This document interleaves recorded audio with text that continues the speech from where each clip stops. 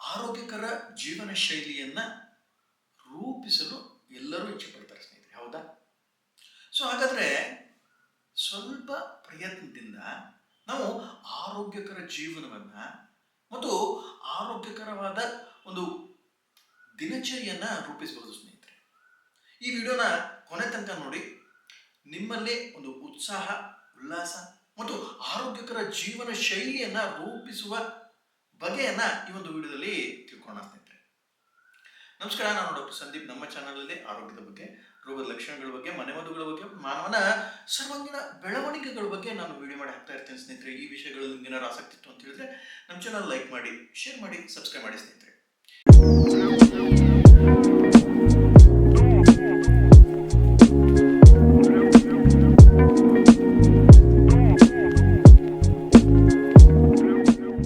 ಈಗ ಆರೋಗ್ಯ ಯಾರಿಗೆ ಬೇಡ? ಆರೋಗ್ಯ ಎಲ್ಲರಿಗೂ ಬೇಕು. ಆದ್ರೆ ನಾವು ಚಿಕ್ಕದಾದ ಒಂದಿಷ್ಟು ನಿರ್ಧಾರಗಳನ್ನ ತೆಗೆದುಕೊಳ್ಳಲ್ಲ ಮತ್ತು ನಮ್ಮ ದೇಹ, ಮನಸ್ಸು ಮತ್ತು ಆತ್ಮಶಕ್ತಿಯನ್ನ ನಾವು ಒಂದು ಸರಿಯಾದ ದಿಸೆಯಲ್ಲಿ ನಡೆಯೋ ಹಾಗೆ ಮಾಡಲ್ಲ ಸ್ನೇಹಿತರೆ. ಸೊ ಹೀಗಾಗಿ ಏನಾಗುತ್ತೆ ಅಂತ ಹೇಳಿದ್ರೆ ನಮ್ಮಲ್ಲಿ ಉತ್ಸಾಹ ಕಮ್ಮಿ ಆಗುತ್ತೆ ಮತ್ತು ಸುಸ್ತು ಜಾಸ್ತಿ ಆಗುತ್ತೆ ಮತ್ತು ರೋಗಗಳು ನಮ್ಮ ಮನಸ್ಸಿಗೆ ಮತ್ತು ದೇಹಕ್ಕೆ ಬರೋದು ಸರ್ವೇಸಾಮಾನ್ಯ ಸ್ನೇಹಿತರೆ. ಸೊ ಹೀಗಾಗಿ ನಾವು ಮೊದಲು ಎಲ್ಲಿಂದ ಶುರು ಮಾಡಬೇಕು, ಹೇಗೆ ಶುರು ಮಾಡಿ ಒಂದೊಂದಾಗಿ ಚಿಕ್ಕ ಅಭ್ಯಾಸಗಳನ್ನು ಮಾಡಿಕೊಂಡು ಈ ಅಭ್ಯಾಸಗಳು ನಮ್ಮ ಜೀವನವನ್ನ ಗಟ್ಟಿಯಾಗಿ ನಮ್ಮ ಜೀವನವನ್ನ ಸಾಗಿಸುವಲ್ಲಿ ನಮ್ಮ ದಿನನಿತ್ಯದ ಕಾರ್ಯವನ್ನ ಹೇಗೆ ರೂಪಿಸ್ಕೊಳ್ಬೇಕು ಅನ್ನೋದನ್ನ ನಾವು ಸರಿಯಾಗಿ ತಿಳ್ಕೊಳ್ಬೇಕಾಗುತ್ತೆ ಸ್ನೇಹಿತರೆ. ಯಾಕೆ ಅಂತ ಹೇಳಿದ್ರೆ ಈಗ ಚಿಕ್ಕ ಮಕ್ಕಳು ಇರ್ತಾರೆ, ಮಧ್ಯವಯಸ್ಕರು ಇರ್ತಾರೆ ಮತ್ತು ವಯಸ್ಸಾದವರು ಇರ್ತಾರೆ. ಎಲ್ಲರಿಗೂ ಮುಖ್ಯವಾದ ಒಂದು ನನ್ನ ಸಲಹೆ ಅಂತ ಹೇಳಿದ್ರೆ ಮನಸ್ಸಿನ ಸ್ಥಿತಿ, ಮೈಂಡ್ ಸ್ಟೇಟ್, ಇದು ಬಹಳ ಮುಖ್ಯವಾಗುತ್ತೆ ಸ್ನೇಹಿತರೆ. ನಾವು ಆರೋಗ್ಯಕರ ಜೀವನವನ್ನ ನಡೆಸಬೇಕು ಅಂತ ಹೇಳಿದ್ವಿ. ಯಾಕೆ ಅಂತ ಹೇಳಿದ್ರೆ ಈಗ ಮೈಂಡ್ ಸ್ಟೇಟ್ ಆಫ್ ಮೈಂಡ್ ನಾವೇನು ಹೇಳ್ತೀವಿ, ಇದು ಬಹಳ ಮುಖ್ಯವಾಗುತ್ತೆ ಸ್ನೇಹಿತರೆ. ಯಾಕೆ ಅಂತ ಹೇಳಿದ್ರೆ ನಮ್ಮ ಮನಸ್ಸಿಂದ ಅಥವಾ ನಮ್ಮ ಮೆದುಳಿಂದ ಸಂದೇಶಗಳು ನಮ್ಮ ವಿವಿಧ ಅಂಗಗಳಿಗೆ ಹೋಗುತ್ತೆ.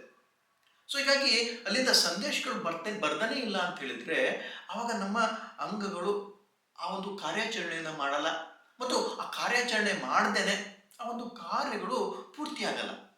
ಸೊ ಇದು ಬಹಳ ಮುಖ್ಯವಾದ ಒಂದು ಸಮಸ್ಯೆ ಆರೋಗ್ಯಕರ ಒಂದು ಜೀವನ ಶೈಲಿಯನ್ನ ರೂಪಿಸುವಲ್ಲಿ. ಸೊ ಹೀಗಾಗಿ ನಮಗೆ ಆರೋಗ್ಯಕರ ಜೀವನ ಬೇಕು. ಅದಕ್ಕೆ ನಮಗೆ ಏನು ಮಾಡಬೇಕು ಅನ್ನೋರು ಎಲ್ಲರಿಗೂ ಗೊತ್ತಿದೆ. ಯಾರಿಗೆ ಗೊತ್ತಿಲ್ಲ?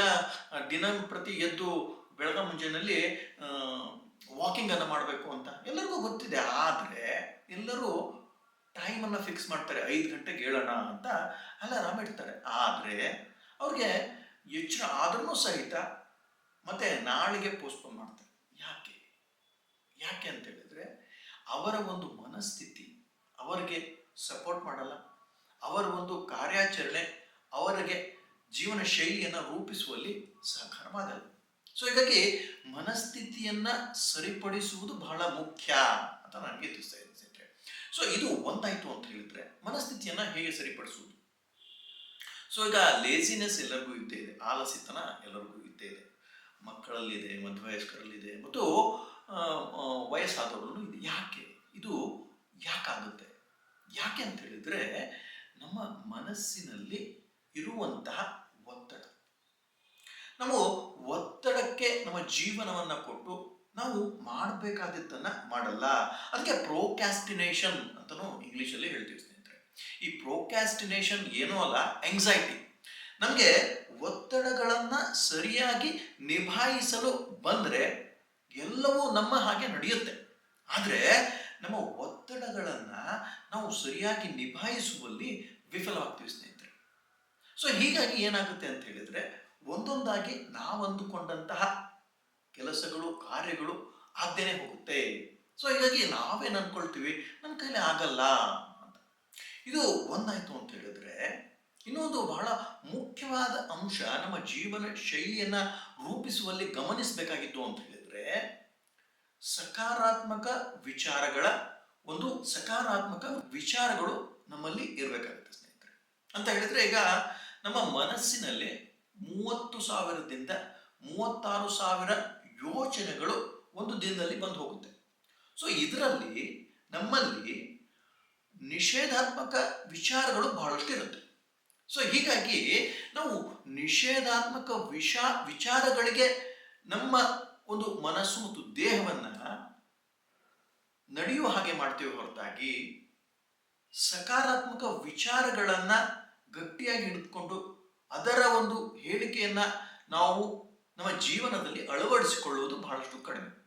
ಸೊ ಹೀಗಾಗಿ ನಾವು ಯಾವಾಗ ನೆಗೆಟಿವ್ ಮೈಂಡ್ಸೆಟ್ಗೆ ಹೋಗ್ತೀವಿ ಅಂತ ಹೇಳಿದ್ರೆ, ನಾವು ಯಾವಾಗ ನಿಷೇಧಾತ್ಮಕ ಒಂದು ಮಾನಸಿಕ ಸ್ಥಿತಿಯಲ್ಲಿದ್ದಾಗ ನಮ್ಮ ಪೂರ್ತಿಯಾದ ಮನಸ್ಸು ದೇಹ ಆಯಾಸದ ಸ್ಥಿತಿಗೆ ಹೋಗುತ್ತೆ. ನಾವು ಏನು ಮಾಡೋಕ್ಕಾಗಲ್ಲ, ಇಷ್ಟೇ ನನ್ನ ಜೀವನ ಅಂತಲೂ ಅನಿಸುತ್ತೆ. ಸೊ ಹೀಗಾಗಿ ನಾವು ಮನಸ್ಸಿನ ಸ್ಥಿತಿಯನ್ನ ಸರಿಯಾಗಿ ಗಮನಿಸಿ ಆ ಒಂದು ಸ್ಥಿತಿಯನ್ನು ಸರಿಪಡಿಸ್ಕೊಂಡ್ರೆ ನಮ್ಮ ಜೀವನದಲ್ಲಿ ಒಳ್ಳೆಯ ಒಂದು ಸಾಧನೆಯನ್ನ ಮಾಡಬಹುದು. ನಾವು ಆರೋಗ್ಯಕರ ಜೀವನವನ್ನ ಮಾಡಬಹುದು. ಆರೋಗ್ಯದಿಂದ ನಮ್ಮ ಪೂರ್ತಿಯಾದ ಜೀವನ ಹಸನಾಗುತ್ತೆ ಅಂತ ನಮಗೆ ತಿಳಿಸ್ತಾ ಇದ್ದೀನಿ. ಸೊ ಹೀಗಾಗಿ ಒಂದು ಮೈಂಡ್ ಸೆಟ್ ಅಂತ ಹೇಳಿದ್ರೆ ಮನಸ್ಸಿನ ಸ್ಥಿತಿ, ಇನ್ನೂ ಒಂದು ಮನಸ್ಸಿನಲ್ಲಿ ಬರ್ತಕ್ಕಂಥ ವಿಚಾರಗಳು. ಸೊ ಈ ವಿಚಾರಗಳನ್ನ ನಾವು ಯಾವ ವಿಚಾರಗಳನ್ನ ತೆಗೆದುಕೊಳ್ತೀವಿ, ಯಾವ ವಿಚಾರಗಳನ್ನ ನಾವು ತೆಗೆದುಕೊಳ್ಳೋಣ ಅನ್ನೋದು ಬಹಳ ಮುಖ್ಯವಾಗುತ್ತೆ. ಸೊ ಹೀಗಾಗಿ ಬಹಳಷ್ಟು ವಿಚಾರಗಳು ನಿಷೇಧಾತ್ಮಕವಿರುತ್ತೆ. ಮಲ್ಗೋಣ ಅನ್ಸುತ್ತೆ, ಮಲಗ್ಬಿಡ್ತೀವಿ. ಆದರೆ ನಾವು ಎಕ್ಸಸೈಸ್ ಮಾಡೋಣ ಅನ್ಸಿದ್ರೂ ಮಾಡಲ್ಲ. ಯಾಕೆ ಅಂತ ಹೇಳಿದ್ರೆ ನಮ್ಮ ದೇಹ ಮನಸ್ಸು ನಮ್ಮ ಒಂದು ಹತೋಟಿಯಲ್ಲಿ ಇಲ್ಲ, ನಮ್ಮ ಒಂದು ಮಾತನ್ನ ಕೇಳ್ತಾ ಇಲ್ಲ ಅಂತ ಬರ್ತಾಗುತ್ತೆ. ಈಗ ಇದನ್ನ ಹೇಗೆ ಸರಿಪಡಿಸ್ಕೊಳ್ಳೋದು? ಮುಖ್ಯವಾಗಿ ಮನಸ್ಸಿನ ಸ್ಥಿತಿ ಸರಿಪಡಿಸ್ಕೊಂಡ್ರೆ, ವಿಚಾರಗಳನ್ನ ಸಕಾರಾತ್ಮಕ ಇಟ್ಕೊಂಡ್ರೆ, ಮತ್ತು ನಿಮ್ಮ ವಾತಾವರಣ ಇನ್ನೂ ಒಂದು ಬಹಳ ಮುಖ್ಯವಾದ ಕಾರಣ.